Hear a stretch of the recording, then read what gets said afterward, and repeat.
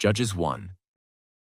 After the death of Joshua, the people of Israel inquired of the Lord, "Who shall go up first for us against the Canaanites, to fight against them?"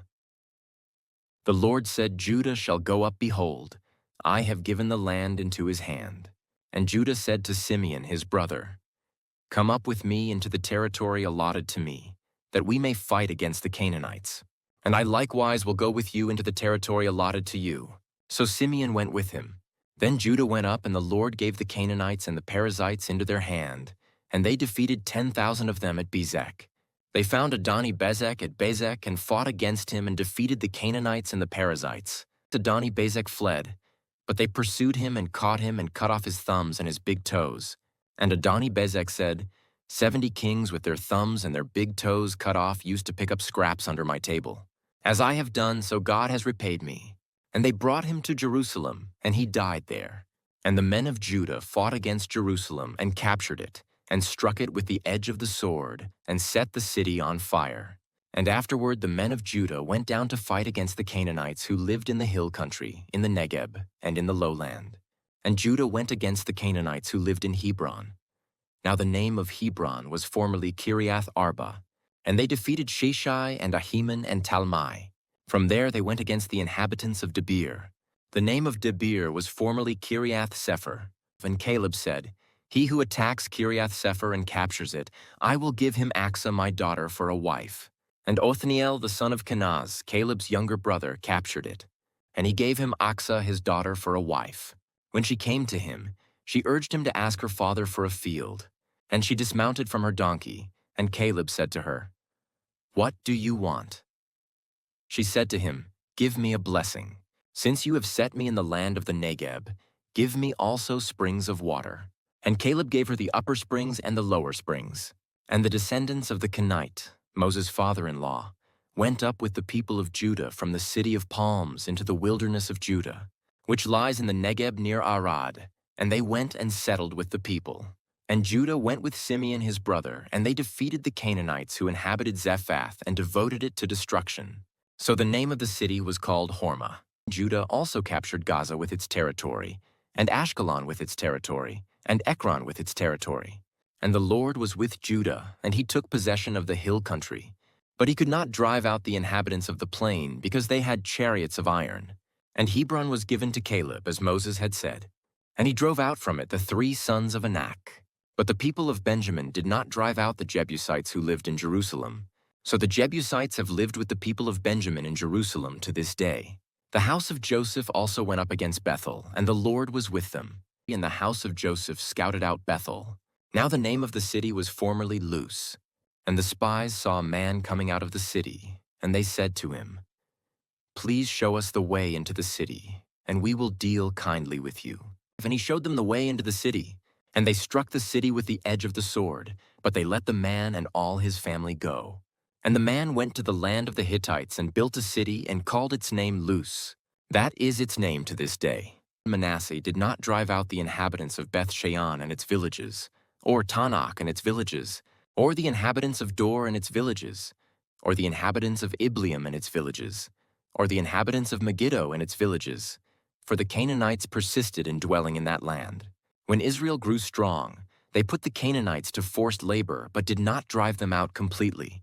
And Ephraim did not drive out the Canaanites who lived in Gezer, so the Canaanites lived in Gezer among them. Zebulun did not drive out the inhabitants of Kitron, or the inhabitants of Nahalal, so the Canaanites lived among them, but became subject to forced labor. Asher did not drive out the inhabitants of Akko, or the inhabitants of Sidon, or of Alab, or of Achzib, or of Helbah, or of Aphik, or of Rehob. So the Asherites lived among the Canaanites, the inhabitants of the land, for they did not drive them out. Naphtali did not drive out the inhabitants of Beth-Shemesh, or the inhabitants of Beth-Anath. So they lived among the Canaanites, the inhabitants of the land. Nevertheless, the inhabitants of Beth-Shemesh and of Beth-Anath became subject to forced labor for them. The Amorites pressed the people of Dan back into the hill country, for they did not allow them to come down to the plain. The Amorites persisted in dwelling in Mount Heres, in Aijalon, and in Shalbim, but the hand of the house of Joseph rested heavily on them, and they became subject to forced labor. And the border of the Amorites ran from the ascent of Akrabim, from Selah and upward. Judges 2. Now the angel of the Lord went up from Gilgal to Bochim, and he said, I brought you up from Egypt and brought you into the land that I swore to give to your fathers. I said, I will never break my covenant with you, and you shall make no covenant with the inhabitants of this land. You shall break down their altars. But you have not obeyed my voice. What is this you have done? So now I say, I will not drive them out before you, but they shall become thorns in your sides, and their gods shall be a snare to you. As soon as the angel of the Lord spoke these words to all the people of Israel, the people lifted up their voices and wept, and they called the name of that place Bochim, and they sacrificed there to the Lord. When Joshua dismissed the people of Israel went each to his inheritance to take possession of the land. And the people served the Lord all the days of Joshua, and all the days of the elders who outlived Joshua, who had seen all the great work that the Lord had done for Israel. And Joshua the son of Nun, the servant of the Lord, died at the age of 110 years, and they buried him within the boundaries of his inheritance in Timnath-Heres, in the hill country of Ephraim, north of the mountain of Gaash. And all that generation also were gathered to their fathers. And there arose another generation after them who did not know the Lord or the work that he had done for Israel. And the people of Israel did what was evil in the sight of the Lord and served the Baals. And they abandoned the Lord, the God of their fathers, who had brought them out of the land of Egypt. They went after other gods, from among the gods of the peoples who were around them, and bowed down to them. And they provoked the Lord to anger. They abandoned the Lord and served the Baals and the Ashtaroth. So the anger of the Lord was kindled against Israel, and he gave them over to plunderers who plundered them. And he sold them into the hand of their surrounding enemies, so that they could no longer withstand their enemies. Whenever they marched out, the hand of the Lord was against them for harm, as the Lord had warned, and as the Lord had sworn to them. And they were in terrible distress. Then the Lord raised up judges, who saved them out of the hand of those who plundered them. Yet they did not listen to their judges, for they whored after other gods and bowed down to them. They soon turned aside from the way in which their fathers had walked, who had obeyed the commandments of the Lord, and they did not do so. Whenever the Lord raised up judges for them, the Lord was with the judge, and he saved them from the hand of their enemies all the days of the judge. For the Lord was moved to pity by their groaning because of those who afflicted and oppressed them. But whenever the judge died, they turned back and were more corrupt than their fathers, going after other gods, serving them, and bowing down to them. They did not drop any of their practices or their stubborn ways. So the anger of the Lord was kindled against Israel, and he said, Because this people have transgressed my covenant that I commanded their fathers and have not obeyed my voice, I will no longer drive out before them any of the nations that Joshua left when he died, in order to test Israel by them, whether they will take care to walk in the way of the Lord as their fathers did or not. So the Lord left those nations, not driving them out quickly, and he did not give them into the hand of Joshua. Judges 3. Now these are the nations that the Lord left, to test Israel by them, that is, all in Israel who had not experienced all the wars in Canaan. It was only in order that the generations of the people of Israel might know war, to teach war to those who had not known it before. These are the nations, the 5 lords of the Philistines and all the Canaanites and the Sidonians and the Hivites, who lived on Mount Lebanon, from Mount Baal-Hermon as far as Lebo-Hamath. They were for the testing of Israel, to know whether Israel would obey the commandments of the Lord, which he commanded their fathers by the hand of Moses. So the people of Israel lived among the Canaanites, the Hittites, the Amorites, the Perizzites, the Hivites, and the Jebusites. And their daughters they took to themselves for wives, and their own daughters they gave to their sons, and they served their gods. And the people of Israel did what was evil in the sight of the Lord. They forgot the Lord their God, and served the Baals and the Asheroth. Therefore the anger of the Lord was kindled against Israel, and he sold them into the hand of Cushan-Rishathaim, king of Mesopotamia. And the people of Israel served Cushan-Rishathaim 8 years. But when the people of Israel cried out to the Lord raised up a deliverer for the people of Israel who saved them, Othniel the son of Kenaz, Caleb's younger brother. And the Spirit of the Lord was upon him, and he judged Israel. He went out to war, and the Lord gave Cushan-Rishathaim, king of Mesopotamia, into his hand, and his hand prevailed over Cushan-Rishathaim. So the land had rest 40 years. Then Othniel the son of Kenaz died, And the people of Israel again did what was evil in the sight of the Lord. And the Lord strengthened Eglon the king of Moab against Israel, because they had done what was evil in the sight of the Lord. He gathered to himself the Ammonites and the Amalekites, and went and defeated Israel. And they took possession of the city of palms. And the people of Israel served Eglon the king of Moab 18 years. Then the people of Israel cried out to the Lord, and the Lord raised up for them a deliverer, Ehud, the son of Gera, the Benjaminite, a left-handed man. The people of Israel sent tribute by him to Eglon the king of Moab. And Ehud made for himself a sword with 2 edges, a cubit in length, and he bound it on his right thigh under his clothes. And he presented the tribute to Eglon king of Moab. Now Eglon was a very fat man, and when Ehud had finished presenting the tribute, he sent away the people who carried the tribute. But he himself turned back at the idols near Gilgal and said, "I have a secret message for you, O king." And he commanded, "Silence." And all his attendants went out from his presence. And Ehud came to him as he was sitting alone in his cool roof chamber. And Ehud said, "I have a message from God for you." And he arose from his seat. And Ehud reached with his left hand, took the sword from his right thigh, and thrust it into his belly. And the hilt also went in after the blade, and the fat closed over the blade. For he did not pull the sword out of his belly, and the dung came out. Then Ehud went out into the porch and closed the doors of the roof chamber behind him and locked them. When he had gone, the servants came, and when they saw that the doors of the roof chamber were locked, they thought, "Surely he is relieving himself in the closet of the cool chamber." And they waited till they were embarrassed. But when he still did not open the doors of the roof chamber, they took the key and opened them, and there lay their lord dead on the floor. Ehud escaped while they delayed, and he passed beyond the idols and escaped to Seirah. When he arrived, he sounded the trumpet in the hill country of Ephraim. Then the people of Israel went down with him from the hill country, and he was their leader.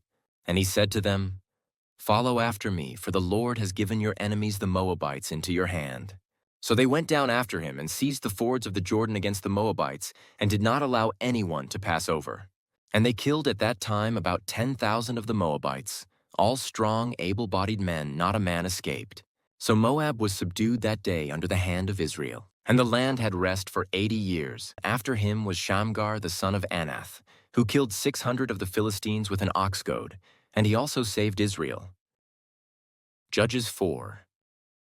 And the people of Israel again did what was evil in the sight of the Lord after Ehud died. And the Lord sold them into the hand of Jabin king of Canaan, who reigned in Hazor.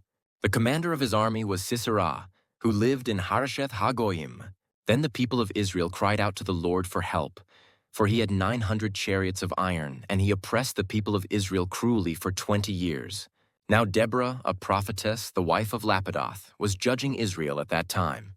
She used to sit under the palm of Deborah between Ramah and Bethel in the hill country of Ephraim, and the people of Israel came up to her for judgment. She sent and summoned Barak, the son of Abinoam, from Kadesh Naphtali, and said to him, "Has not the Lord, the God of Israel, commanded you?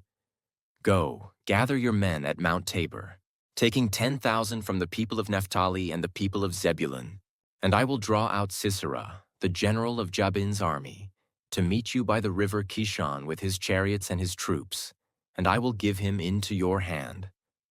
Barak said to her, "If you will go with me, I will go, but if you will not go with me, I will not go." And she said, "I will surely go with you. Nevertheless, the road on which you are going will not lead to your glory, for the Lord will sell Sisera into the hand of a woman." Then Deborah arose and went with Barak to Kadesh, and Barak called out Zebulun and Naphtali to Kadesh. And 10,000 men went up at his heels, and Deborah went up with him. Now Heber the Kenite had separated from the Kenites, the descendants of Hobab, the father-in-law of Moses, and had pitched his tent as far away as the oak in Zananim, which is near Kadesh. When Sisera was told that Barak the son of Abinoam had gone up to Mount Tabor, Sisera called out all his chariots, 900 chariots of iron, and all the men who were with him, from Harosheth Hagoyim to the river Kishon. And Deborah said to Barak, "Up, for this is the day in which the Lord has given Sisera into your hand. Does not the Lord go out before you?" So Barak went down from Mount Tabor with 10,000 men following him. And the Lord routed Sisera and all his chariots and all his army before Barak by the edge of the sword. And Sisera got down from his chariot and fled away on foot. And Barak pursued the chariots and the army to Harosheth Hagoyim. And all the army of Sisera fell by the edge of the sword, not a man was left. But Sisera fled away on foot to the tent of Jael, the wife of Heber the Kenite, for there was peace between Jabin the king of Hazor and the house of Heber the Kenite. And Jael came out to meet Sisera and said to him, "Turn aside, my lord, turn aside to me, do not be afraid." So he turned aside to her into the tent, and she covered him with a rug. And he said to her, "Please give me a little water to drink, for I am thirsty." So she opened a skin of milk and gave him a drink and covered him. And he said to her, "Stand at the opening of the tent, and if any man comes and asks you, 'Is anyone here?' say, 'No.'" But Jael, the wife of Heber, took a tent peg and took a hammer in her hand. Then she went softly to him and drove the peg into his temple until it went down into the ground while he was lying fast asleep from weariness. So he died. And behold, as Barak was pursuing Sisera, Jael went out to meet him and said to him, "Come, and I will show you the man whom you are seeking." So he went into her tent, and there lay Sisera dead, with the tent peg in his temple. So on that day God subdued Jabin the king of Canaan before the people of Israel. And the hand of the people of Israel pressed harder and harder against Jabin the king of Canaan, until they destroyed Jabin king of Canaan. Judges 5. Then sang Deborah and Barak the son of Abinoam on that day, that the leaders took the lead in Israel, that the people offered themselves willingly. Bless the Lord. Hear, O kings, give ear, O princes. To the Lord I will sing. I will make melody to the Lord, the God of Israel. Lord, when you went out from Seir, when you marched from the region of Edom, the earth trembled, and the heavens dropped. Yes, the clouds dropped water. The mountains quaked before the Lord, even Sinai before the Lord, the God of Israel. In the days of Shamgar, son of Anath, in the days of Jael, the highways were abandoned, and travelers kept to the byways. The villagers ceased in Israel. They ceased to be until I arose. I, Deborah, arose as a mother in Israel. When new gods were chosen, then war was in the gates. Was shield or spear to be seen? Among 40,000 in Israel? My heart goes out to the commanders of Israel, who offered themselves willingly among the people. Bless the Lord. Tell of it, you who ride on white donkeys, you who sit on rich carpets, and you who walk by the way, to the sound of musicians at the watering places. There they repeat the righteous triumphs of the Lord, the righteous triumphs of his villagers in Israel. Then down to the gates marched the people of the Lord. Awake, awake, Deborah! Awake, awake, break out in a song! Arise, Barak, lead away your captives. O son of Abinoam! Then down marched the remnant of the noble.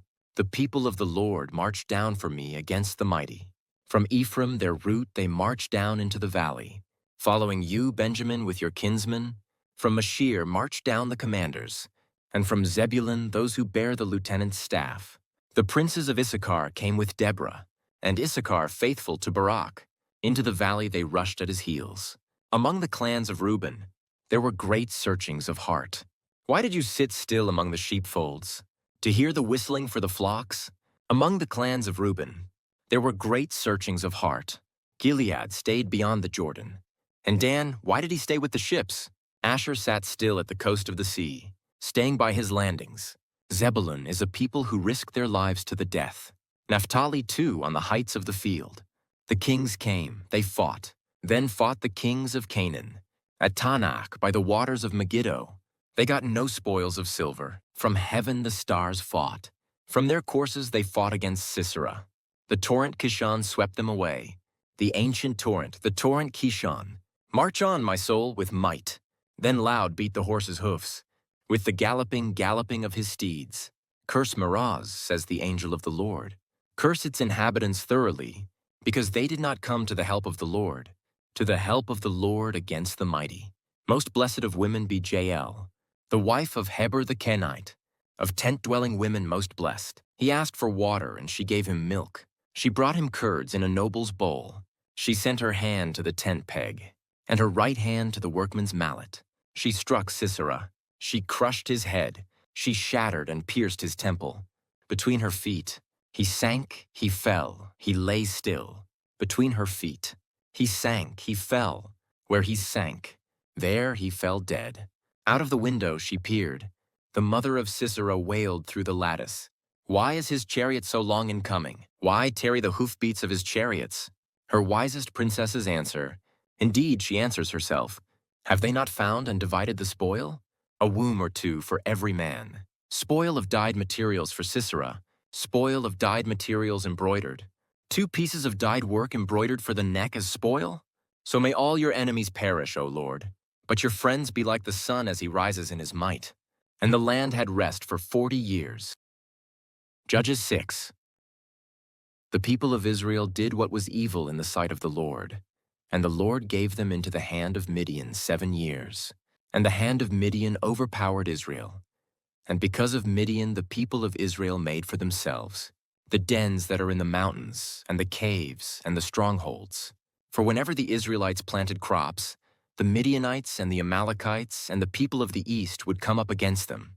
They would encamp against them and devour the produce of the land, as far as Gaza, and leave no sustenance in Israel, and no sheep or ox or donkey. For they would come up with their livestock and their tents. They would come like locusts in number. Both they and their camels could not be counted, so that they laid waste the land as they came in. And Israel was brought very low because of Midian. And the people of Israel cried out for help to the Lord. When the people of Israel cried out to the Lord on account of the Midianites, the Lord sent a prophet to the people of Israel. And he said to them, Thus says the Lord, the God of Israel, I led you up from Egypt and brought you out of the house of slavery. And I delivered you from the hand of the Egyptians and from the hand of all who oppressed you, and drove them out before you and gave you their land. And I said to you, I am the Lord your God. You shall not fear the gods of the Amorites in whose land you dwell. But you have not obeyed my voice. Now the angel of the Lord came and sat under the terebinth at Ophrah, which belonged to Joash the Abiezrite, while his son Gideon was beating out wheat in the winepress to hide it from the Midianites. And the angel of the Lord appeared to him and said to him, The Lord is with you, O mighty man of valor. And Gideon said to him, Please, my Lord, if the Lord is with us, why then has all this happened to us? And where are all his wonderful deeds that our fathers recounted to us, saying, Did not the Lord bring us up from Egypt? But now the Lord has forsaken us and given us into the hand of Midian. And the Lord turned to him and said, Go in this might of yours and save Israel from the hand of Midian. Do not I send you? And he said to him, Please, Lord, how can I save Israel? Behold, my clan is the weakest in Manasseh, and I am the least in my father's house. And the Lord said to him, But I will be with you, and you shall strike the Midianites as one man. And he said to him, If now I have found favor in your eyes, then show me a sign that it is you who speak with me. Please do not depart from here until I come to you and bring out my present and set it before you. And he said, I will stay till you return. So Gideon went into his house and prepared a young goat and unleavened cakes from an ephah of flour. The meat he put in a basket, and the broth he put in a pot, and brought them to him under the terebinth and presented them. And the angel of God said to him, Take the meat and the unleavened cakes, and put them on this rock, and pour the broth over them. And he did so. Then the angel of the Lord reached out the tip of the staff that was in his hand, and touched the meat and the unleavened cakes. And fire sprang up from the rock and consumed the meat and the unleavened cakes. And the angel of the Lord vanished from his sight. Then Gideon perceived that he was the angel of the Lord. And Gideon said, Alas, O Lord God! For now I have seen the angel of the Lord face to face. But the Lord said to him, Peace be to you. Do not fear, you shall not die. Then Gideon built an altar there to the Lord and called it, The Lord is Peace. To this day it still stands at Ophrah, which belongs to the Abiezrites. That night the Lord said to him, Take your father's bull, and the second bull 7 years old, and pull down the altar of Baal that your father has, and cut down the Asherah that is beside it, and build an altar to the Lord your God on the top of the stronghold here, with stones laid in due order.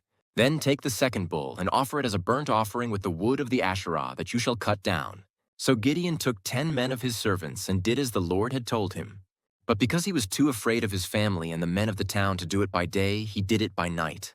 When the men of the town rose early in the morning, behold, the altar of Baal was broken down, and the Asherah beside it was cut down, And the second bull was offered on the altar that had been built. And they said to one another, "Who has done this thing?"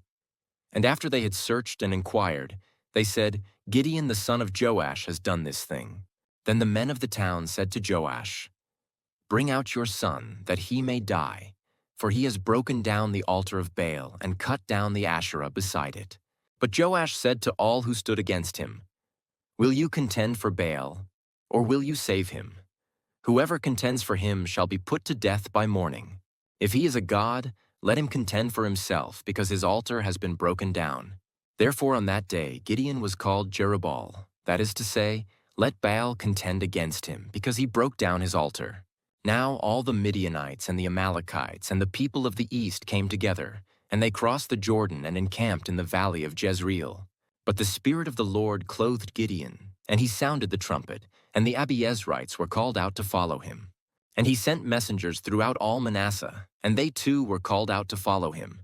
And he sent messengers to Asher, Zebulun, and Naphtali, and they went up to meet them. Then Gideon said to God, "If you will save Israel by my hand, as you have said, behold, I am laying a fleece of wool on the threshing floor. If there is dew on the fleece alone, and it is dry on all the ground, then I shall know that you will save Israel by my hand, as you have said." And it was so. When he rose early next morning and squeezed the fleece, he wrung enough dew from the fleece to fill a bowl with water. Then Gideon said to God, "Let not your anger burn against me. Let me speak just once more. Please let me test just once more with the fleece.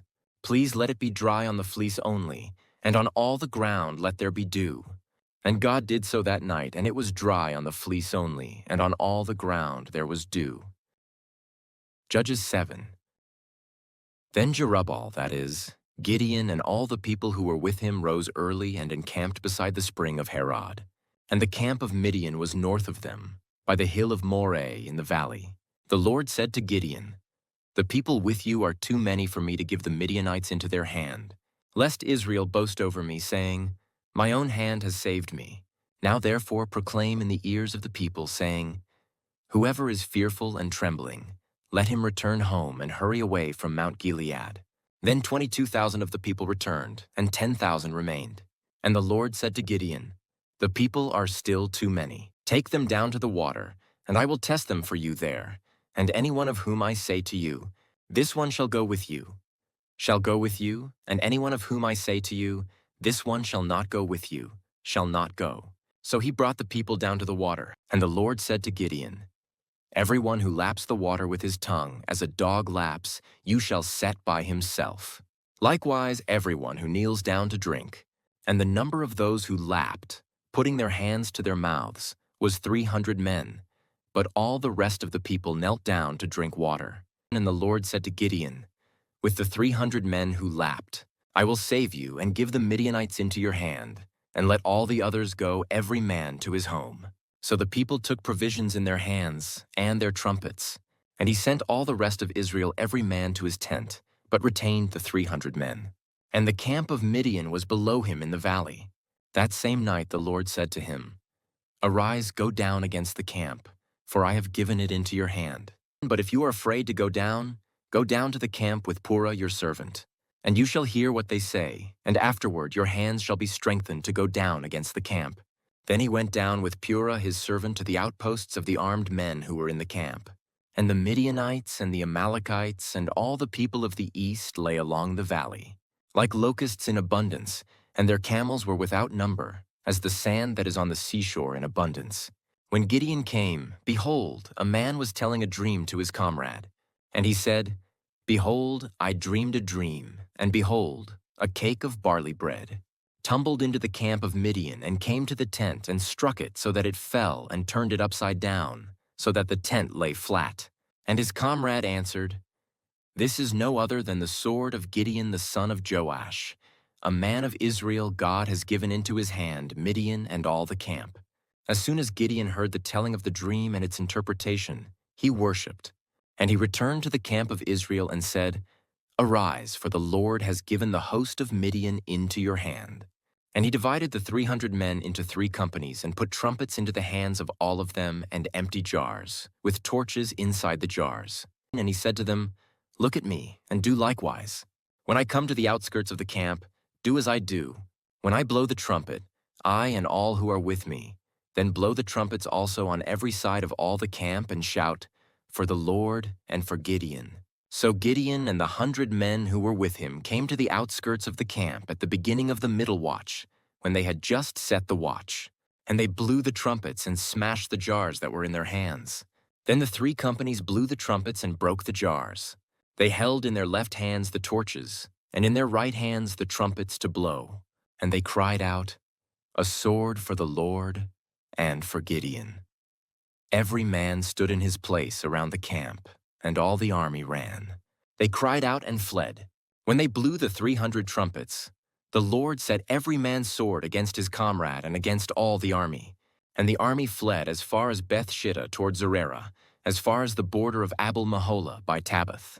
And the men of Israel were called out from Naphtali and from Asher and from all Manasseh, and they pursued after Midian. Gideon sent messengers throughout all the hill country of Ephraim, saying, "Come down against the Midianites and capture the waters against them, as far as Beth-barah and also the Jordan." So all the men of Ephraim were called out, and they captured the waters as far as Beth-barah and also the Jordan. And they captured the 2 princes of Midian, Oreb and Zeb. They killed Oreb at the rock of Oreb, and Zeb they killed at the winepress of Zeb.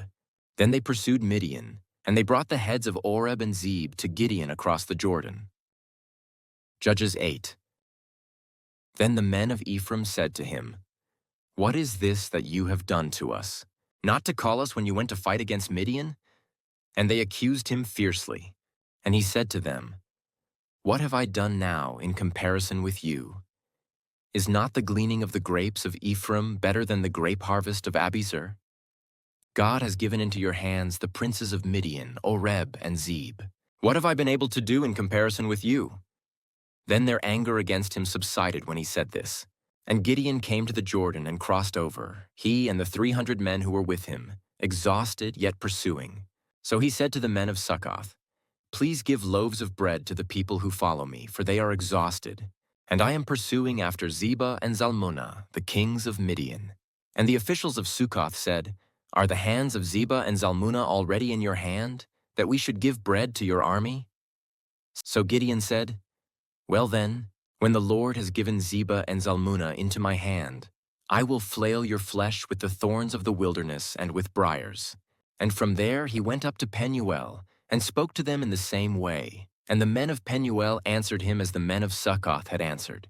And he said to the men of Penuel, "When I come again in peace, I will break down this tower." Now Zebah and Zalmunna were in Karkor with their army, about 15,000 men, all who were left of all the army of the people of the east, for there had fallen 120,000 men who drew the sword. And Gideon went up by the way of the tent dwellers east of Nobah and Jogbehah and attacked the army, for the army felt secure. And Zebah and Zalmunna fled, and he pursued them and captured the 2 kings of Midian, Zebah and Zalmunna, and he threw all the army into a panic.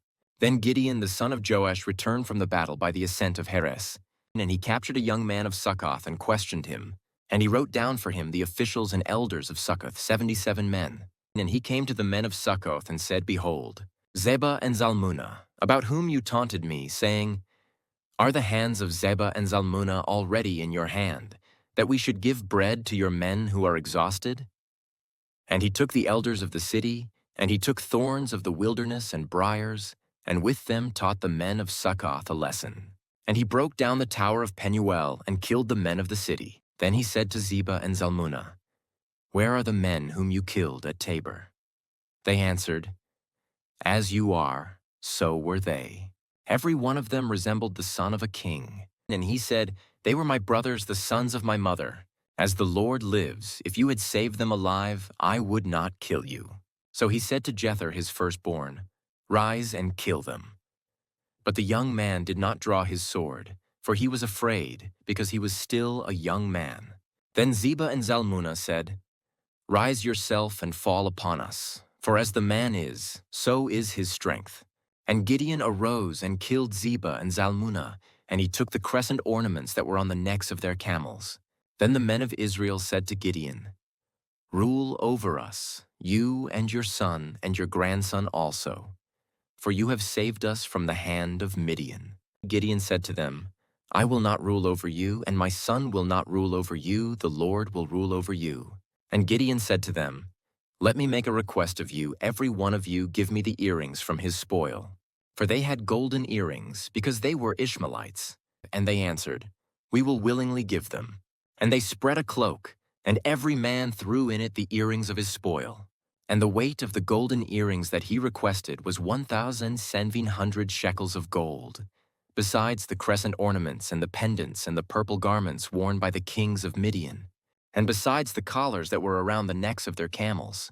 And Gideon made an ephod of it and put it in his city, in Ophrah. And all Israel whored after it there, and it became a snare to Gideon and to his family. So Midian was subdued before the people of Israel, and they raised their heads no more. And the land had rest 40 years in the days of Gideon. Jerubbaal, the son of Joash, went and lived in his own house. Now Gideon had 70 sons, his own offspring, for he had many wives. And his concubine, who was in Shechem, also bore him a son, and he called his name Abimelech. And Gideon, the son of Joash, died in a good old age, and was buried in the tomb of Joash his father, at Ophrah of the Abiezrites. As soon as Gideon died, the people of Israel turned again and whored after the Baals, and made Baal-berith their god.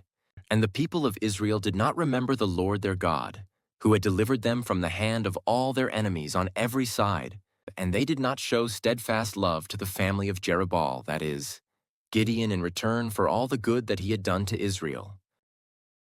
Judges 9. Now Abimelech the son of Jerubbaal went to Shechem to his mother's relatives, and said to them and to the whole clan of his mother's family, Say in the ears of all the leaders of Shechem, Which is better for you, that all 70 of the sons of Jerubbaal rule over you, or that one rule over you? Remember also that I am your bone and your flesh. And his mother's relatives spoke all these words on his behalf, in the ears of all the leaders of Shechem, and their hearts inclined to follow Abimelech, for they said, He is our brother. And they gave him 70 pieces of silver out of the house of Baal-berith, with which Abimelech hired worthless and reckless fellows, who followed him. And he went to his father's house at Ophrah, and killed his brothers the sons of Jerubbaal, 70 men, on one stone. But Jotham the youngest son of Jerubbaal was left, for he hid himself.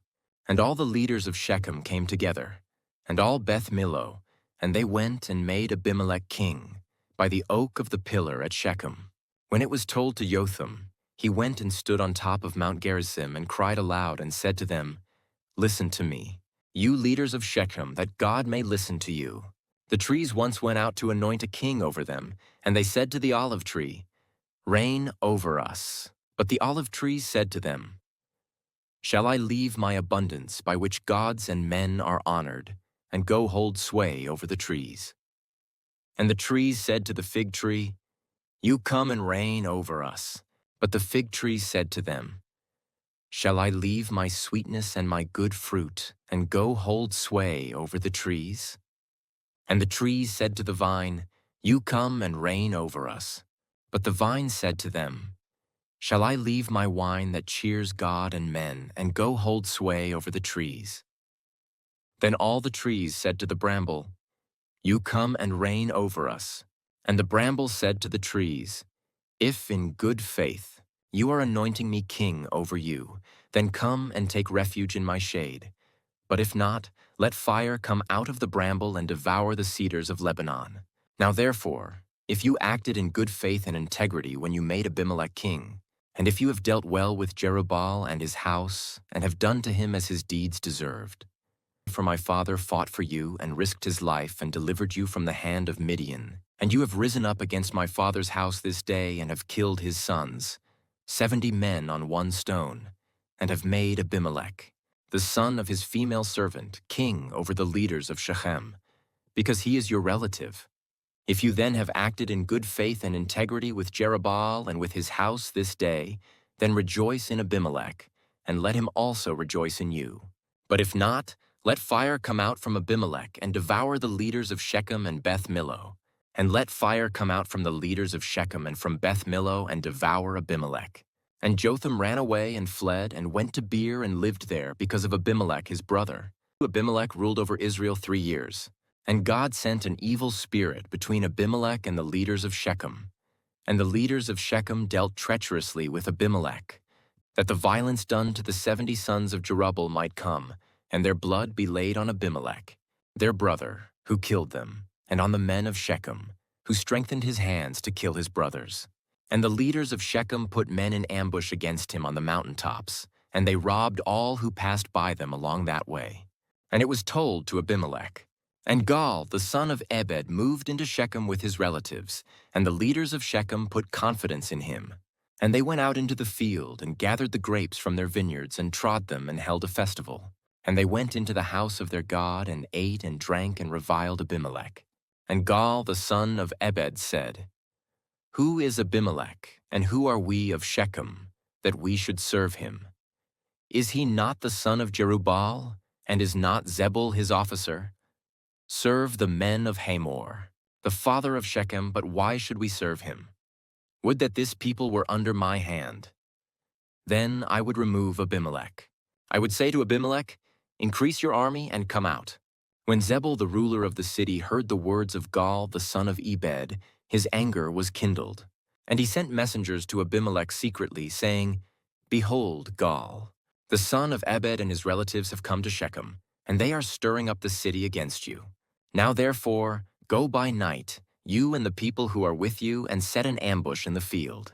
Then in the morning, as soon as the sun is up, rise early and rush upon the city. And when he and the people who are with him come out against you, you may do to them as your hand finds to do. So Abimelech and all the men who were with him rose up by night and set an ambush against Shechem in 4 companies. And Gaal the son of Ebed went out and stood in the entrance of the gate of the city, and Abimelech and the people who were with him rose from the ambush. And when Gaal saw the people, he said, To Zebul, look, people are coming down from the mountaintops. And Zebul said to him, You mistake the shadow of the mountains for men. Gaal spoke again and said, Look, people are coming down from the center of the land, and 1 company is coming from the direction of the diviner's oak. Then Zebul said to him, Where is your mouth now, you who said, Who is Abimelech, that we should serve him? Are not these the people whom you despised? Go out now and fight with them. And Gaal went out at the head of the leaders of Shechem and fought with Abimelech. And Abimelech chased him, and he fled before him. And many fell wounded up to the entrance of the gate. And Abimelech lived at Arumah, and Zebul drove out Gaal and his relatives, so that they could not dwell at Shechem. On the following day, the people went out into the field, and Abimelech was told. He took his people and divided them into 3 companies and set an ambush in the fields. And he looked and saw the people coming out of the city. So he rose against them and killed them. Abimelech and the company that was with him rushed forward and stood at the entrance of the gate of the city, while the 2 companies rushed upon all who were in the field and killed them. And Abimelech fought against the city all that day.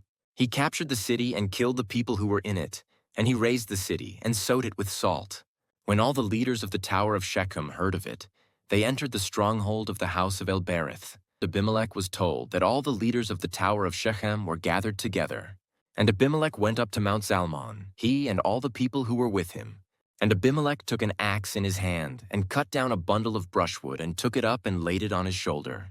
And he said to the men who were with him, What you have seen me do, hurry and do as I have done. So every one of the people cut down his bundle, and following Abimelech, put it against the stronghold. And they set the stronghold on fire over them, so that all the people of the tower of Shechem also died, about 1,000 men and women. Then Abimelech went to Thebez and encamped against Thebez and captured it. But there was a strong tower within the city, and all the men and women and all the leaders of the city fled to it and shut themselves in, and they went up to the roof of the tower. And Abimelech came to the tower and fought against it and drew near to the door of the tower to burn it with fire. And a certain woman threw an upper millstone on Abimelech's head and crushed his skull. Then he called quickly to the young man his armor-bearer and said to him, Draw your sword and kill me, lest they say of me, A woman killed him. And his young man thrust him through, and he died. And when the men of Israel saw that Abimelech was dead, everyone departed to his home. Thus God returned the evil of Abimelech, which he committed against his father in killing his 70 brothers. And God also made all the evil of the men of Shechem return on their heads, and upon them came the curse of Jotham, the son of Jerubbaal. Judges 10. After Abimelech there arose to save Israel Tola, the son of Puah, son of Dodo, a man of Issachar, and he lived at Shamir in the hill country of Ephraim. And he judged Israel 23 years. Then he died and was buried at Shamir. After him arose Jair the Gileadite, who judged Israel 22 years. And he had 30 sons who rode on 30 donkeys, and they had 30 cities, called Havoth Jair to this day, which are in the land of Gilead. And Jair died and was buried in Kaman.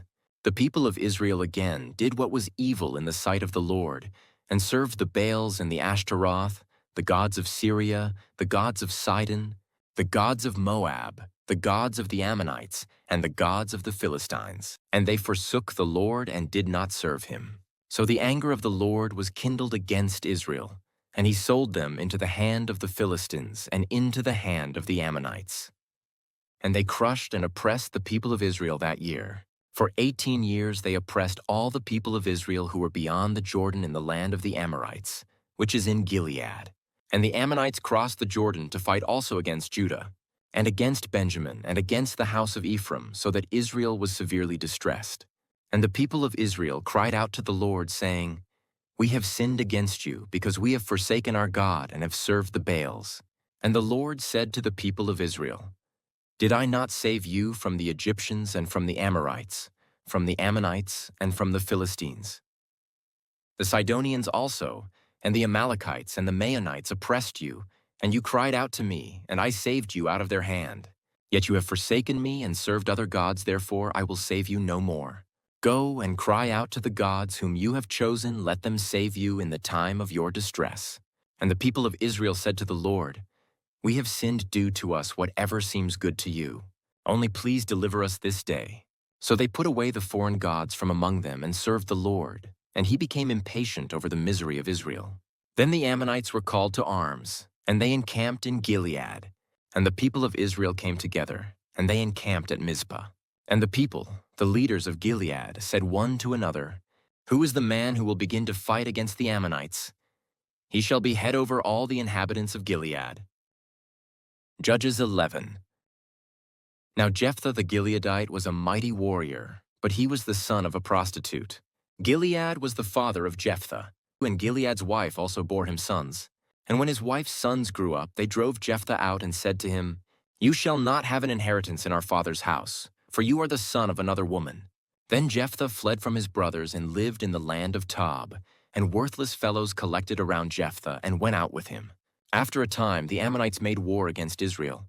And when the Ammonites made war against Israel, the elders of Gilead went to bring Jephthah from the land of Tob. And they said to Jephthah, "Come and be our leader, that we may fight against the Ammonites." But Jephthah said to the elders of Gilead, "Did you not hate me and drive me out of my father's house? Why have you come to me now when you are in distress?" And the elders of Gilead said to Jephthah, "That is why we have turned to you now, that you may go with us and fight against the Ammonites and be our head over all the inhabitants of Gilead." Jephthah said to the elders of Gilead, "If you bring me home again to fight against the Ammonites, and the Lord gives them over to me, I will be your head." And the elders of Gilead said to Jephthah, "The Lord will be witness between us, if we do not do as you say." So Jephthah went with the elders of Gilead, and the people made him head and leader over them. And Jephthah spoke all his words before the Lord at Mizpah. Then Jephthah sent messengers to the king of the Ammonites and said, "What do you have against me, that you have come to me to fight against my land?" And the king of the Ammonites answered the messengers of Jephthah, because Israel, on coming up from Egypt, took away my land, from the Arnon to the Jabbok and to the Jordan. Now therefore restore it peaceably. Jephthah again sent messengers to the king of the Ammonites, and said to him, "Thus says Jephthah, Israel did not take away the land of Moab or the land of the Ammonites. But when they came up from Egypt, Israel went through the wilderness to the Red Sea and came to Kadesh. Israel then sent messengers to the king of Edom, saying, 'Please let us pass through your land.' But the king of Edom would not listen. And they sent also to the king of Moab, but he would not consent. So Israel remained at Kadesh.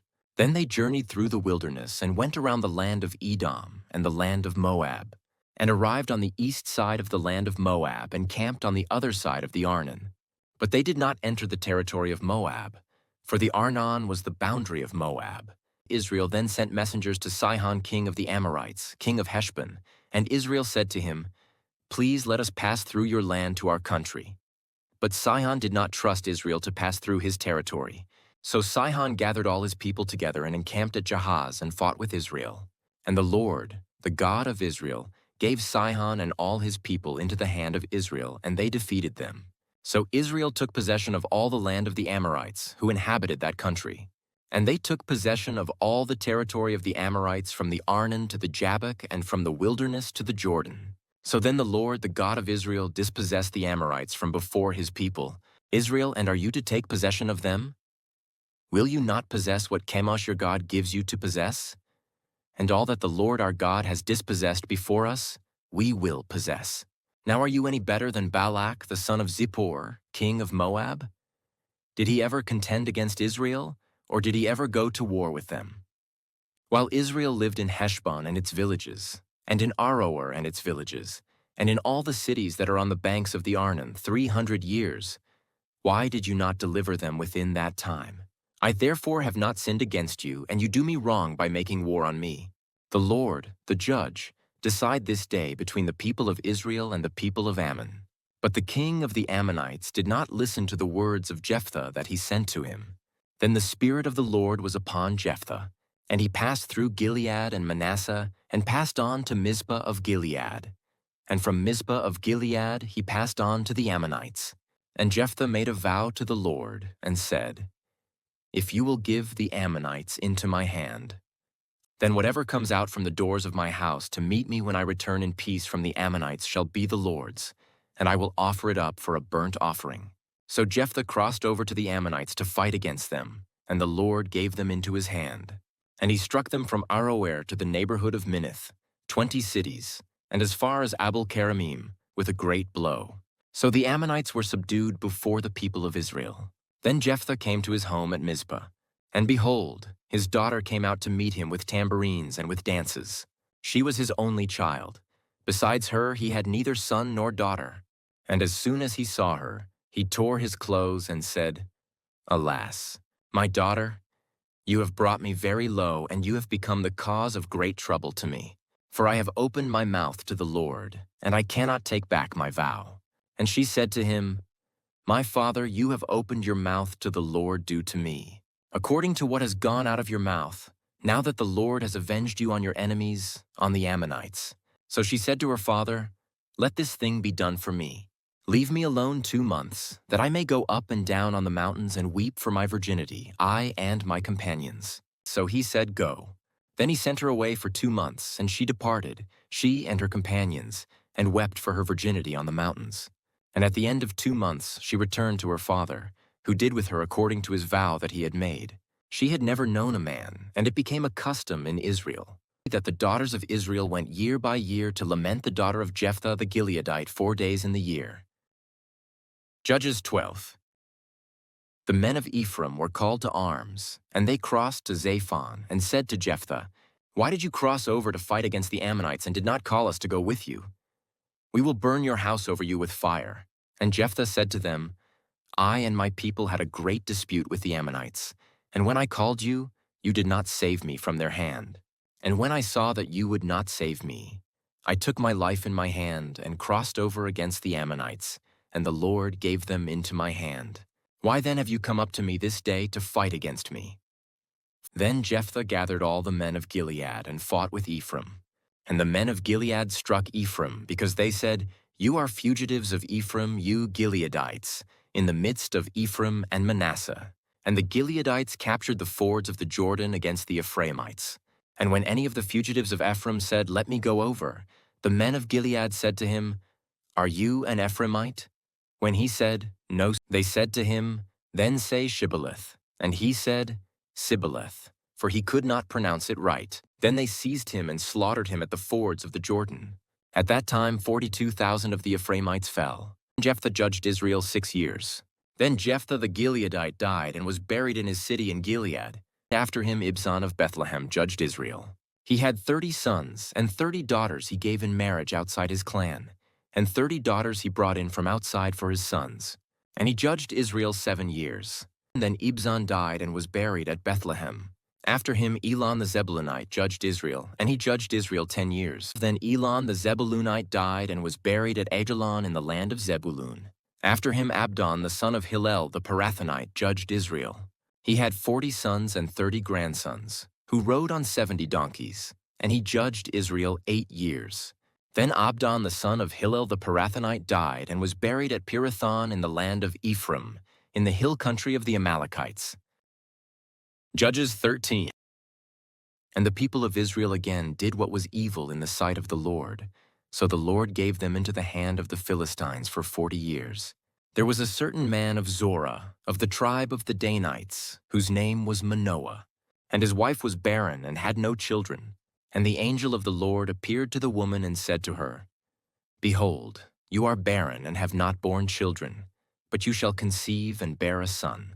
Therefore be careful and drink no wine or strong drink, and eat nothing unclean. For behold, you shall conceive and bear a son. No razor shall come upon his head, for the child shall be a Nazirite to God from the womb, and he shall begin to save Israel from the hand of the Philistines. Then the woman came and told her husband, A man of God came to me, and his appearance was like the appearance of the angel of God, very awesome. I did not ask him where he was from, and he did not tell me his name. But he said to me, Behold, you shall conceive and bear a son. So then drink no wine or strong drink, and eat nothing unclean, for the child shall be a Nazirite to God from the womb to the day of his death.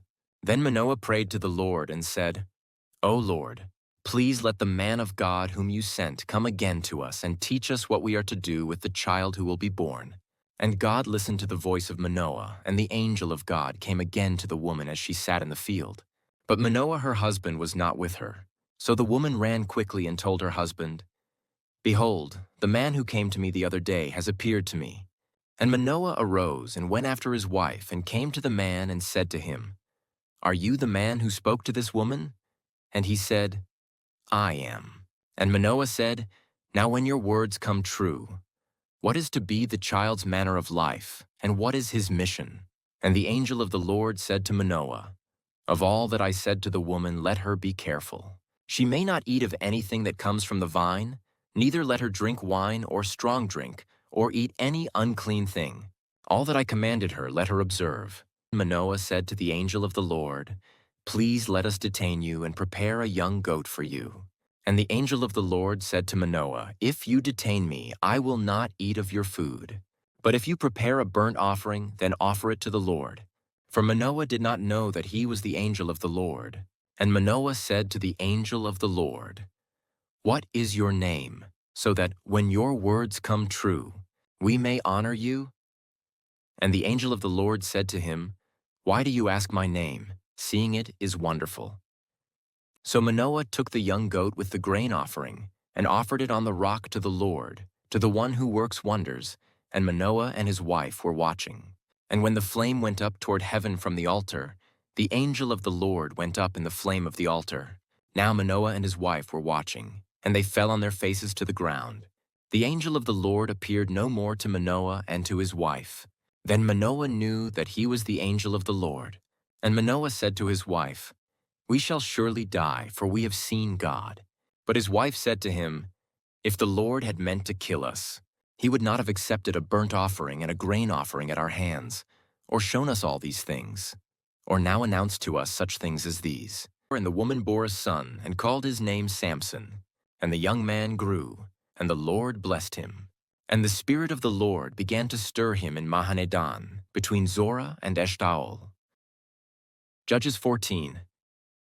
Samson went down to Timnah, and at Timnah he saw one of the daughters of the Philistines. Then he came up and told his father and mother, I saw one of the daughters of the Philistines at Timnah. Now get her for me as my wife. But his father and mother said to him, Is there not a woman among the daughters of your relatives, or among all our people, that you must go to take a wife from the uncircumcised Philistines? But Samson said to his father, Get her for me, for she is right in my eyes. His father and mother did not know that it was from the Lord, for he was seeking an opportunity against the Philistines. At that time the Philistines ruled over Israel. Then Samson went down with his father and mother to Timnah, and they came to the vineyards of Timnah. And behold, a young lion came toward him roaring. Then the Spirit of the Lord rushed upon him, and although he had nothing in his hand, he tore the lion in pieces as one tears a young goat. But he did not tell his father or his mother what he had done. Then he went down and talked with the woman, and she was right in Samson's eyes. After some days he returned to take her. And he turned aside to see the carcass of the lion, and behold, there was a swarm of bees in the body of the lion, and honey. He scraped it out into his hands and went on, eating as he went. And he came to his father and mother and gave some to them, and they ate. But he did not tell them that he had scraped the honey from the carcass of the lion. His father went down to the woman, and Samson prepared a feast there, for so the young men used to do. As soon as the people saw him, they brought 30 companions to be with him. And Samson said to them, "Let me now put a riddle to you. If you can tell me what it is, within the 7 days of the feast and find it out, then I will give you 30 linen garments and 30 changes of clothes. But if you cannot tell me what it is, then you shall give me 30 linen garments and 30 changes of clothes." And they said to him, "Put your riddle, that we may hear it." And he said to them, "Out of the eater came something to eat. Out of the strong came something sweet." And in 3 days they could not solve the riddle. On the 4th day they said to Samson's wife, "Entice your husband to tell us what the riddle is, lest we burn you and your father's house with fire. Have you invited us here to impoverish us?" And Samson's wife wept over him and said, "You only hate me, you do not love me. You have put a riddle to my people, and you have not told me what it is." And he said to her, "Behold, I have not told my father nor my mother, and shall I tell you?" She wept before him the 7 days that their feast lasted, and on the 7th day he told her, because she pressed him hard. Then she told the riddle to her people, and the men of the city said to him on the 7th day before the sun went down, "What is sweeter than honey? What is stronger than a lion?" And he said to them, "If you had not plowed with my heifer, you would not have found out my riddle."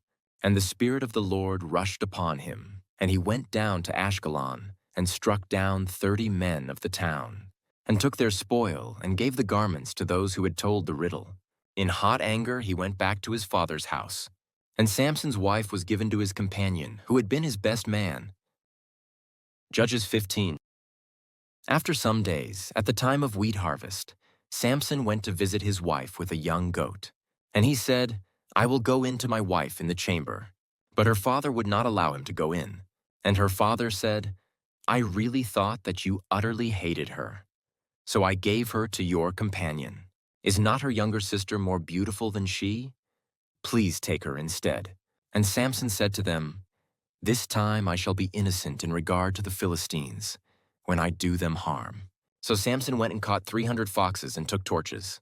And he turned them tail to tail and put a torch between each pair of tails. And when he had set fire to the torches, he let the foxes go into the standing grain of the Philistines and set fire to the stacked grain, and the standing grain, as well as the olive orchards. Then the Philistines said, "Who has done this?" And they said, "Samson, the son-in-law of the Timnite, because he has taken his wife and given her to his companion."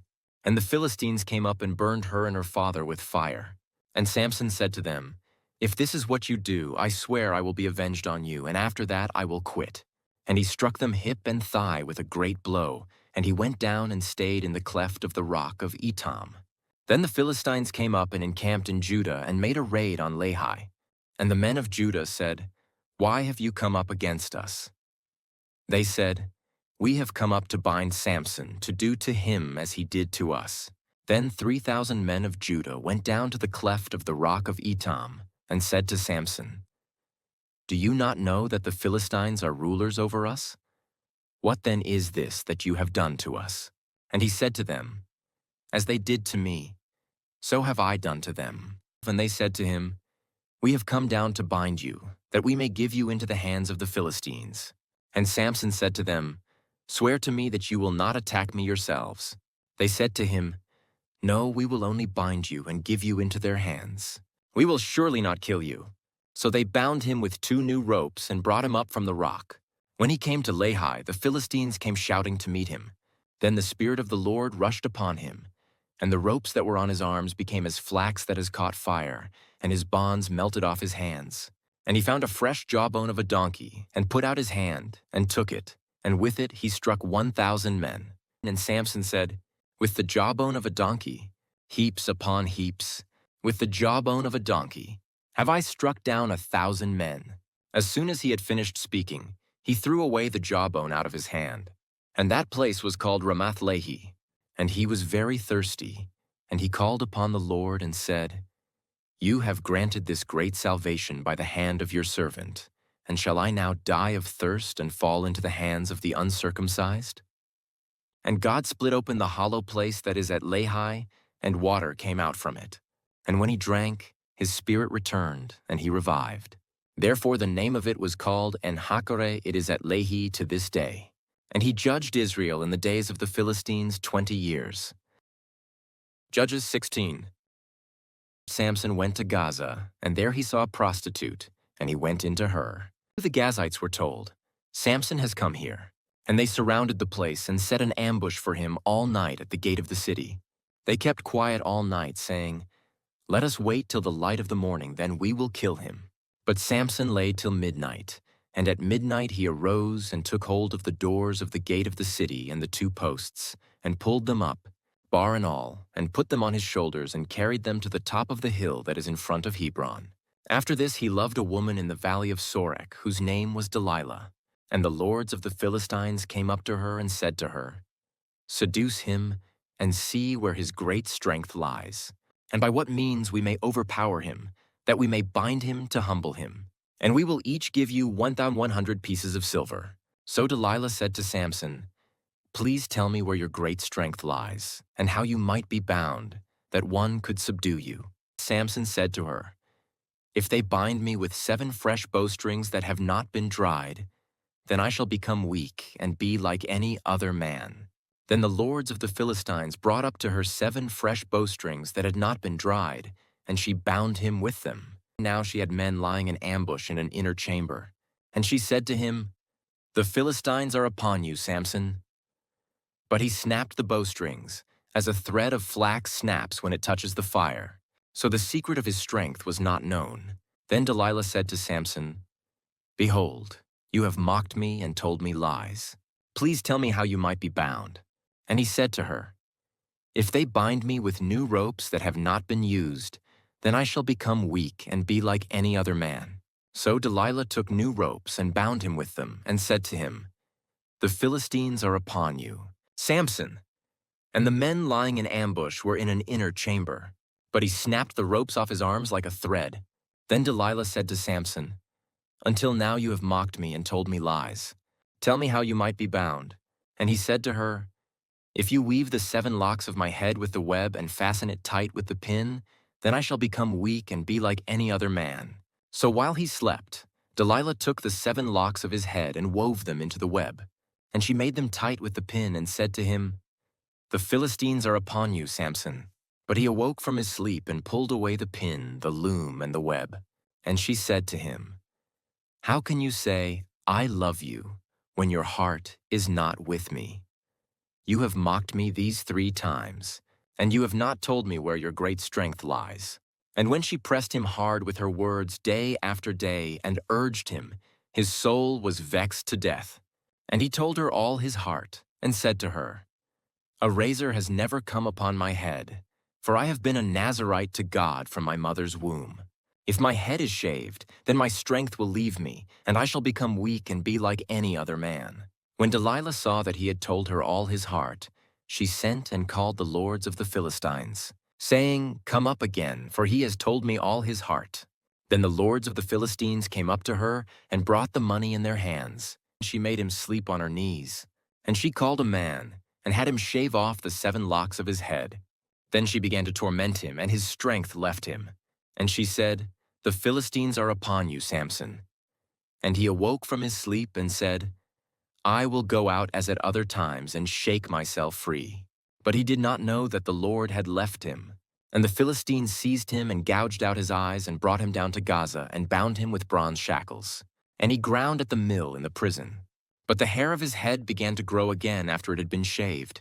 Now the lords of the Philistines gathered to offer a great sacrifice to Dagon their god and to rejoice. And they said, Our God has given Samson our enemy into our hand. And when the people saw him, they praised their God. For they said, Our God has given our enemy into our hand, the ravager of our country, who has killed many of us. And when their hearts were merry, they said, Call Samson, that he may entertain us. So they called Samson out of the prison, and he entertained them. They made him stand between the pillars. And Samson said to the young man who held him by the hand, Let me feel the pillars on which the house rests, that I may lean against them. Now the house was full of men and women. All the lords of the Philistines were there, and on the roof there were about 3,000 men and women, who looked on while Samson entertained. Then Samson called to the Lord and said, O Lord God, please remember me, and please strengthen me only this once. O God, that I may be avenged on the Philistines for my 2 eyes. And Samson grasped the 2 middle pillars on which the house rested, and he leaned his weight against them, his right hand on the one and his left hand on the other. And Samson said, Let me die with the Philistines. Then he bowed with all his strength, and the house fell upon the lords and upon all the people who were in it. So the dead whom he killed at his death were more than those whom he had killed during his life. Then his brothers and all his family came down and took him and brought him up and buried him between Zorah and Eshtaol in the tomb of Manoah his father. He had judged Israel 20 years. Judges 17. There was a man of the hill country of Ephraim, whose name was Micah. And he said to his mother, The 100 pieces of silver that were taken from you, about which you uttered a curse, and also spoke it in my ears, Behold, the silver is with me, I took it. And his mother said, Blessed be my son by the Lord. And he restored the 100 pieces of silver to his mother. And his mother said, I dedicate the silver to the Lord from my hand for my son, to make a carved image and a metal image. Now therefore I will restore it to you. So when he restored the money to his mother took 200 pieces of silver and gave it to the silversmith, who made it into a carved image and a metal image. And it was in the house of Micah. And the man Micah had a shrine, and he made an ephod and household gods, and ordained one of his sons, who became his priest. In those days there was no king in Israel. Everyone did what was right in his own eyes. Now there was a young man of Bethlehem in Judah, of the family of Judah, who was a Levite, and he sojourned there. And the man departed from the town of Bethlehem in Judah to sojourn where he could find a place. And as he journeyed, he came to the hill country of Ephraim, to the house of Micah. And Micah said to him, Where do you come from? And he said to him, I am a Levite of Bethlehem in Judah, and I am going to sojourn where I may find a place. And Micah said to him, Stay with me and be to me a father and a priest, and I will give you 10 pieces of silver a year and a suit of clothes and your living. And the Levite went in. And the Levite was content to dwell with the man, and the young man became to him like one of his sons. And Micah ordained the Levite, and the young man became his priest, and was in the house of Micah. Then Micah said, Now I know that the Lord will prosper me, because I have a Levite as priest. Judges 18. In those days there was no king in Israel. And in those days the tribe of the people of Dan was seeking for itself an inheritance to dwell in, for until then, no inheritance among the tribes of Israel had fallen to them. So the people of Dan sent 5 able men from the whole number of their tribe, from Zorah and from Eshtaol, to spy out the land and to explore it. And they said to them, Go and explore the land. And they came to the hill country of Ephraim, to the house of Micah, and lodged there. When they were by the house of Micah, they recognized the voice of the young Levite, and they turned aside and said to him, Who brought you here? What are you doing in this place? What is your business here? And he said to them, This is how Micah dealt with me. He has hired me, and I have become his priest. And they said to him, Inquire of God, please, that we may know whether the journey on which we are setting out will succeed. And the priest said to them, Go in peace. The journey on which you go is under the eye of the Lord. Then the 5 men departed and came to Laish and saw the people who were there, how they lived in security after the manner of the Sidonians, quiet and unsuspecting, lacking nothing that is in the earth and possessing wealth, and how they were far from the Sidonians and had no dealings with anyone. And when they came to their brothers at Zorah and Eshtaol, their brothers said to them, What do you report? They said, Arise and let us go up against them, for we have seen the land, and behold, it is very good. And will you do nothing? Do not be slow to go to enter in and possess the land. As soon as you go, you will come to an unsuspecting people. The land is spacious, for God has given it into your hands. a place where there is no lack of anything that is in the earth. So 600 men of the tribe of Dan, armed with weapons of war, set out from Zorah and Eshtaol, and went up and encamped at Kiriath Jearim in Judah. On this account that place is called Mahanedan to this day. Behold, it is west of Kiriath Jearim. And they passed on from there to the hill country of Ephraim, and came to the house of Micah. Then the 5 men who had gone to scout out the country of Laish said to their brothers, Do you know that in these houses there are an ephod, household gods, a carved image, and a metal image? Now therefore consider what you will do. And they turned aside there and came to the house of the young Levite at the home of Micah, and asked him about his welfare. Now the 600 men of the Danites, armed with their weapons of war, stood by the entrance of the gate. And the 5 men who had gone to scout out the land went up and entered and took the carved image, the ephod, the household gods, and the metal image, while the priest stood by the entrance of the gate with the 600 men armed with weapons of war. And when these went into Micah's house and took the carved image, the ephod, the household gods, and the metal image, the priest said to them, What are you doing? And they said to him, Keep quiet, put your hand on your mouth, and come with us and be to us a father and a priest. Is it better for you to be priest to the house of one man, or to be priest to a tribe and clan in Israel?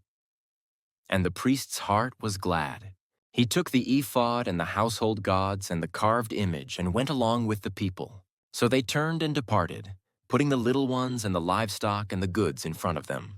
When they had gone a distance from the home of Micah, the men who were in the houses near Micah's house were called out, and they overtook the people of Dan. And they shouted to the people of Dan, who turned around and said to Micah, What is the matter with you that you come with such a company? And he said, You take my gods that I made and the priest, and go away, and what have I left? How then do you ask me, What is the matter with you? And the people of Dan said to him, Do not let your voice be heard among us, lest angry fellows fall upon you, and you lose your life with the lives of your household. Then the people of Dan went their way. And when Micah saw that they were too strong for him, he turned and went back to his home. But the people of Dan took what Micah had made, and the priest who belonged to him, and they came to Laish, to a people, quiet and unsuspecting, and struck them with the edge of the sword and burned the city with fire. And there was no deliverer, because it was far from Sidon, and they had no dealings with anyone. It was in the valley that belongs to Beth Rehob. Then they rebuilt the city and lived in it. And they named the city Dan, after the name of Dan their ancestor, who was born to Israel, but the name of the city was Laish at the first. And the people of Dan set up the carved image for themselves, and Jonathan the son of Gershom, son of Moses, and his sons were priests to the tribe of the Danites until the day of the captivity of the land. So they set up Micah's carved image that he made, as long as the house of God was at Shiloh. Judges 19.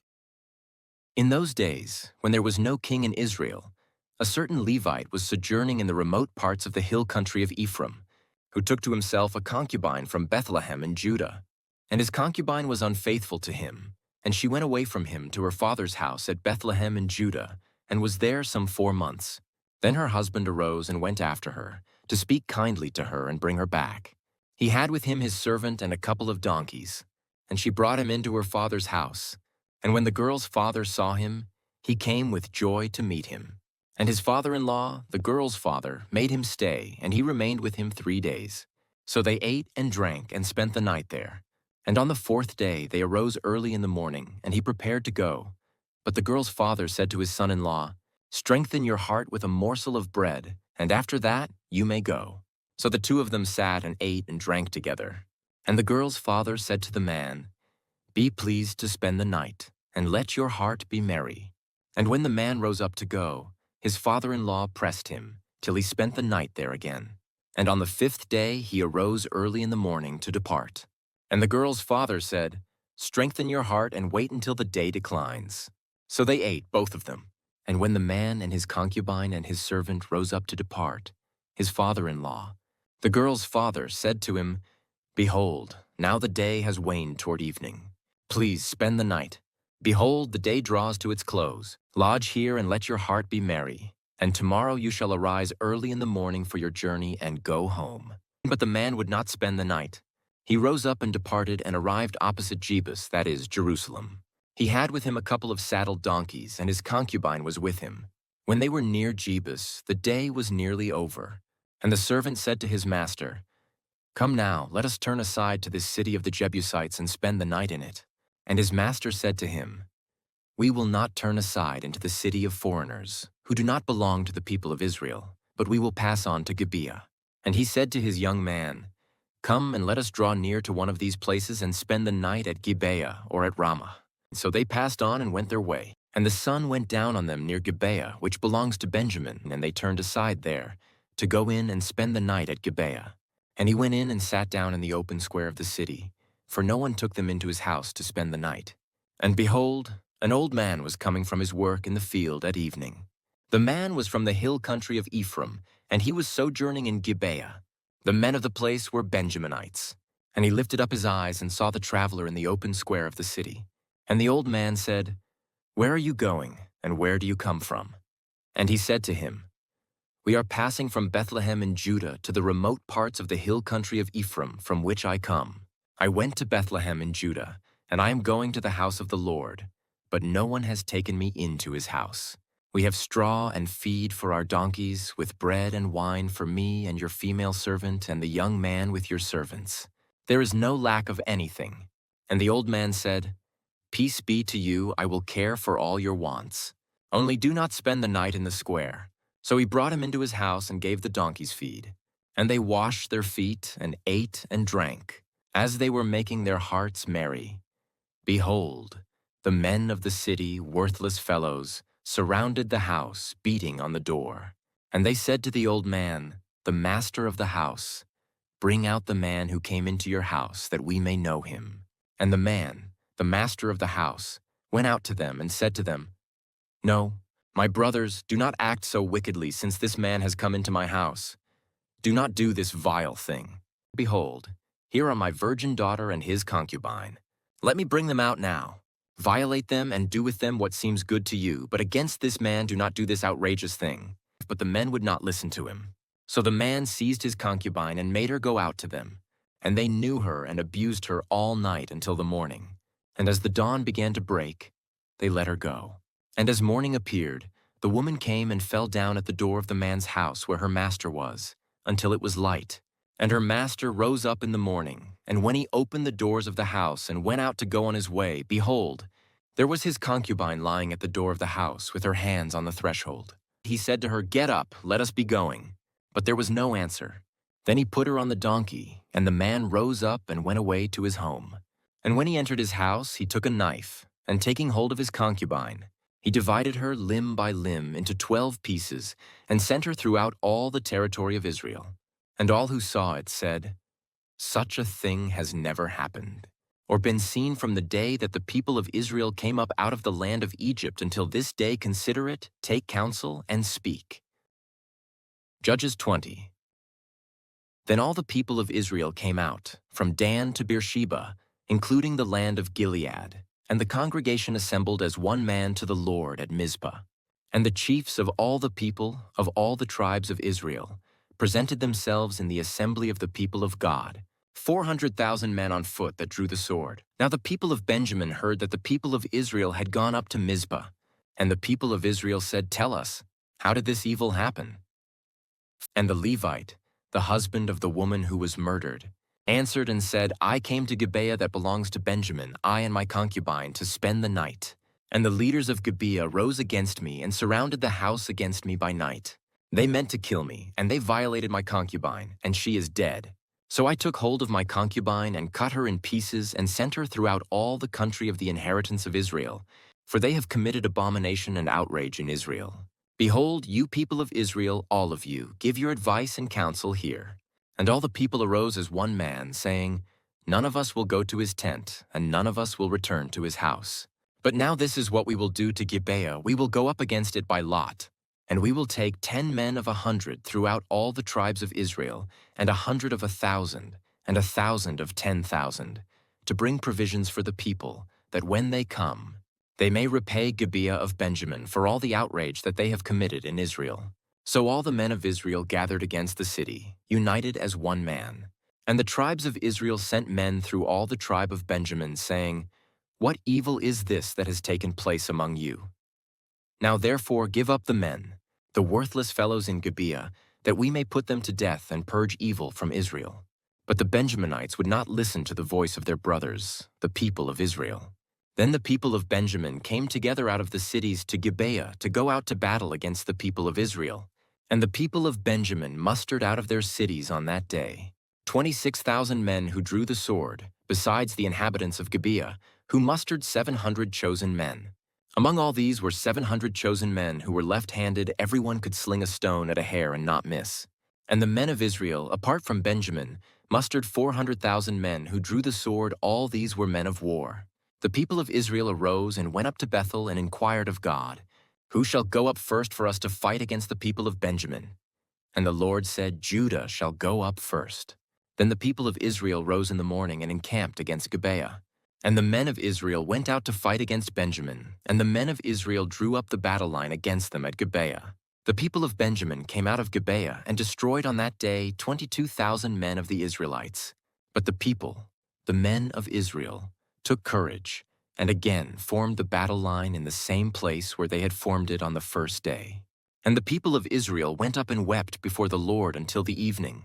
And they inquired of the Lord, "Shall we again draw near to fight against our brothers, the people of Benjamin?" And the Lord said, "Go up against them." So the people of Israel came near against the people of Benjamin the second day. And Benjamin went against them out of Gibeah the second day, and destroyed 18,000 men of the people of Israel. All these were men who drew the sword. Then all the people of Israel, the whole army, went up and came to Bethel and wept. They sat there before the Lord and fasted that day until evening, and offered burnt offerings and peace offerings before the Lord. And the people of Israel inquired of the Lord, for the ark of the covenant of God was there in those days. And Phinehas, the son of Eleazar, son of Aaron, ministered before it in those days, saying, "Shall we go out once more to battle against our brothers, the people of Benjamin, or shall we cease?" And the Lord said, "Go up, for tomorrow I will give them into your hand." So Israel set men in ambush around Gibeah. And the people of Israel went up against the people of Benjamin on the third day, and set themselves in array against Gibeah as at other times. And the people of Benjamin went out against the people and were drawn away from the city. And as at other times, they began to strike and kill some of the people in the highways, one of which goes up to Bethel and the other to Gibeah, and in the open country about 30 men of Israel. And the people of Benjamin said, "They are routed before us, as at the first." But the people of Israel said, "Let us flee and draw them away from the city to the highways." And all the men of Israel rose up out of their place and set themselves in array at Baal Tamar. And the men of Israel, who were in ambush, rushed out of their place from Marageba. And there came against Gibeah 10,000 chosen men out of all Israel, and the battle was hard. But the Benjaminites did not know that disaster was close upon them. And the Lord defeated Benjamin before Israel, and the people of Israel destroyed 2,500 men of Benjamin that day. All these were men who drew the sword. So the people of Benjamin saw that they were defeated. The men of Israel gave ground to Benjamin, because they trusted the men in ambush whom they had set against Gibeah. Then the men in ambush hurried and rushed against Gibeah. The men in ambush moved out and struck all the city with the edge of the sword. Now the appointed signal between the men of Israel and the men in the main ambush was that, when they made a great cloud of smoke rise up out of the city, the men of Israel should turn in battle. Now Benjamin had begun to strike and kill about 30 men of Israel. They said, "Surely they are defeated before us, as in the first battle." But when the signal began to rise out of the city in a column of smoke, the Benjaminites looked behind them, and behold, the whole of the city went up in smoke to heaven. Then the men of Israel turned, and the men of Benjamin were dismayed, for they saw that disaster was close upon them. Therefore they turned their backs before the men of Israel in the direction of the wilderness. But the battle overtook them, and those who came out of the cities were destroying them in their midst. Surrounding the Benjaminites, they pursued them and trod them down from Nohah as far as opposite Gibeah on the east. 18,000 men of Benjamin fell, all of them men of valor. And they turned and fled toward the wilderness to the rock of Rimmon. 5,000 men of them were cut down in the highways, and they were pursued hard to Gedam, and 2,000 men of them were struck down. So all who fell that day of Benjamin were 25,000 men who drew the sword, all of them men of valor. But 600 men turned and fled toward the wilderness to the rock of Rimmon and remained at the rock of Rimmon 4 months. And the men of Israel turned back against the people of Benjamin and struck them with the edge of the sword, the city, men and beasts, and all that they found. And all the towns that they found they set on fire. Judges 21. Now the men of Israel had sworn at Mizpah, "No one of us shall give his daughter in marriage to Benjamin."